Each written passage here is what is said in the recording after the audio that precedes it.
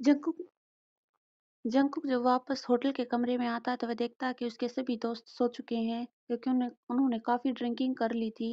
तो वह अपने कमरे में जाकर बेड पर लेट जाता है और अपनी पिछले 10 साल पहले की बातें याद करता है।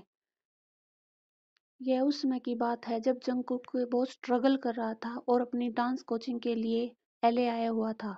उस समय वह समय उसके लिए बहुत कठिनाई भरा था क्योंकि उसे ना तो कोचिंग क्लासेस समझ में आ रही थी और ना ही उसे उनकी बातें समझ में आ रही थी। उसका वह उस समय बहुत शाय भी फील करता था, ना किसी से बातें करता था, बात करने में भी इतना अच्छा नहीं था क्योंकि महज 15 साल का एक बच्चा ही था। बहुत डिफिकल्टी से गुजर रहा था। एक समय तो ऐसा है कि जंगकुक अमेरिका से जाना ही नहीं चाहता था। वो तो हमेशा वहीं रहकर कोई काम या कोई जॉब करना चाहता था। वो कोरिया वापस ही नहीं जाना चाहता था। आर्यन ने उसे बहुत कन्विंस भी किया था। तो एक दिन वह ऐसे ही डिप्रेस्ड जा रहा था। बहुत तेज बारिश होती है। सड़क पर भीगते हुए जा रहा था और सड़क एकदम सुनसान हो गई थी। तो वह पास के एक बेंच पर बैठकर रोने लगता है। जैसे ही उसका आंसू गाल के नीचे गिरने लगता है तो एक हाथ अपनी हथेली पर उसके आंसू को रोक लेता है। जैसे ही जंगकुक अपनी नजरें उठाता है तो वह देखता है कि उसी की उम्र की एक लड़की कहती है, अरे इतनी ठंड में तुम बारिश में भीग क्यों रहे हो?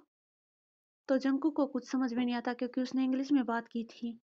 तभी वह नोटिस करती है कि शायद इसे मेरी बात समझ में नहीं आई। तो वह कहती है, क्या तुम जर्मनी से हो या फिर चाइना से हो? अब भी जंकू को कुछ समझ में नहीं आ रहा था, सिर्फ चाइना और जर्मनी के अलावा। तभी वह कहती है, तो क्या तुम कोरिया से हो? जंकुक धीरे से अपनी गर्दन हाँ में हिलाता है। तो वह कोरियन में कहती है, ओह तो तुम कोरिया से हो। ऐसे अपनी कीमती आंसू बारिश के साथ क्यों बहाए जा रहे हो? चलो इतनी ठंड में क्यों बैठे हो, बारिश में भीग रहे हो? चलो मैं तुम्हें अच्छी सी चाय पिलाती हूँ। जंकुक उस समय बहुत शाय फील करता था और लड़कियों से तो और भी ज्यादा। तो वह कुछ नहीं कहता और उस लड़की के साथ चल देता है। वह जैक के रेस्टोरेंट पर आती है और जैक से कहती है, हेलो जैक अंकल, 2 अच्छी सी चाय लेकर आना हमारे लिए। जंकुक और वो लड़की एक टेबल पर बैठते हैं। जैक उनके लिए अच्छी सी चाय लेकर आता है। देखिए जैक अंकल, ये मेरा दोस्त है। जैक कहता, हो तो ये तुम्हारे साथ पढ़ता है बेटा? तो वह कहती, नहीं अंकल, वैसे मेरा दोस्त है। तो जैक कहता, अच्छा ठीक है। तो यह कहकर जैक वहां से चला जाता है। तभी वह लड़की कहती है, हे, मेरा नाम पूजा है और तुम्हारा नाम क्या है? जंकुक अब भी कुछ नहीं बोल रहा और अपनी गर्दन को नीचे किए हुए है। तभी पूजा कहती है कि ठीक है, मत बताओ, कम से कम चाय तो पी लो, ये ठंडी हो रही है और तुम्हें ठंड से भी प्रोटेक्ट करेगी क्योंकि तुम बारिश में भीग गए हो ना।